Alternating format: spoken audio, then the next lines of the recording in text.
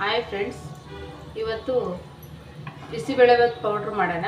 Bisibelebath ಪೌಡ್ರಿಗೆ PAN ಇಟ್ಕೊಂಡಿದ್ದೀನಿ. ಈಗ 1/4 ಕಪ್ಪು ಕಡಲೆಬೇಳೆ ಹಾಕ್ಕೊತಾ ಇದ್ದೀನಿ. ಸೇಮ್ ಅಳತೆ ಉದ್ದಿನಬೇಳೆ ಹಾಕ್ಕೊತಾ ಇದ್ದೀನಿ. ಸ್ವಲ್ಪ ಲೋ ಫ್ಲೇಮಲ್ಲಿ ಹುರ್ಕೋಬೇಕು.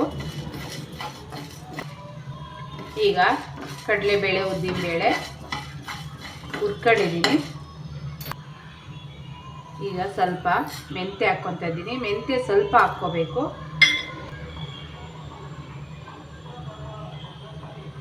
ಈಗ 3/4 ಕಪ್ಪು ಧನಿಯಾ ಹಾಕ್ಕೊತಾ ಇದ್ದೀನಿ.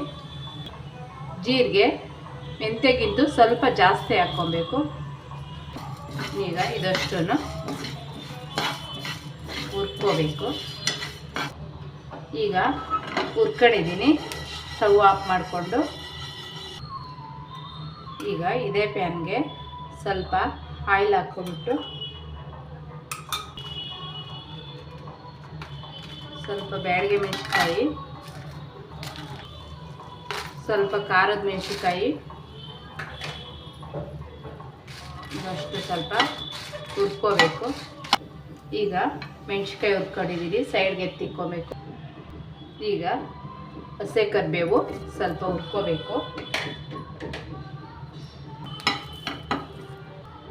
2 ಚಕ್ಕೆ,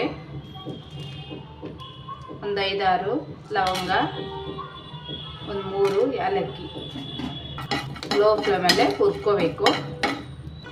ಈಗ 1 ಸ್ಪೂನು ಗಸಗಸೆ ಹಾಕ್ಕೊಬೇಕು. ಈಗ ಹುರಿದಾಗಿದೆ.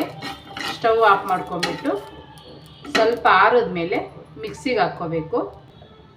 ಈಗ ಎಲ್ಲ ಕಾಳುಗಳು ಮಿಕ್ಸಿಗೆ ಹಾಕ್ಕೊಂಡಿದ್ದೀವಿ. ಸ್ವಲ್ಪ ಅದರೊಳಗೆ ಅರಿಶಿನ ಹಾಕ್ಕೋಬೇಕು. ಸ್ವಲ್ಪ ಉಪ್ಪು ಹಾಕ್ಕೊತಾ ಇದ್ದೀನಿ. ಉಪ್ಪು ಯಾಕಂದರೆ ಹಾಕೋದು ಎಷ್ಟೋ ಇದು ಸ್ಟಾಕ್ ಇಕ್ಕದಿದ್ರೂ ಹುಳ ಬೀಳಬಾರ್ದು ಅಂತ. ಎಲ್ಲ ಮಿಕ್ಸ್ ಮಾಡ್ಕೋಬೇಕು. ಬಿಸಿಬೇಳೆಭಾತು ಪೌಡ್ರು ರೆಡಿ ಆಯಿತು. ಫ್ರೆಂಡ್ಸ್, ಬಿಸಿಬೇಳೆಭಾತ್ ಪೌಡ್ರು ರೆಡಿ ಆಗಿದೆ. ಸಬ್ಸ್ಕ್ರೈಬ್ ಮಾಡಿ, ಶೇರ್ ಮಾಡಿ, ಲೈಕ್ ಮಾಡಿ ಫ್ರೆಂಡ್ಸ್.